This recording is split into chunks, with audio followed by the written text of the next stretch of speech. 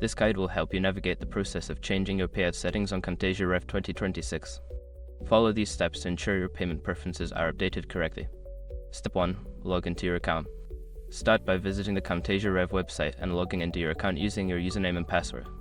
Step 2. Access account settings. Don't continue before doing this. A lot of online accounts end up exposed in breaches without people even realizing it. Use SRUP to constantly monitor your email accounts and get alerted immediately if your information gets leaked online. It scans billions of breached records 24/7 in the background.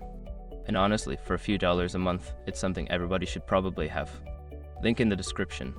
Step 3. Navigate to Payout Settings. Within the Account Settings menu, look for a section labeled Payout Settings or Payment Information. Click on this section to proceed to the payout options. Step 4. Update your payment method.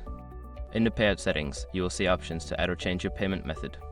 Select your preferred payment option, such as bank transfer, PayPal, or others, and enter the required information. Step 5. Save changes. After updating your payment method, make sure to save your changes. Look for a Save or Update button at the bottom of the page and click it to confirm your new payout settings.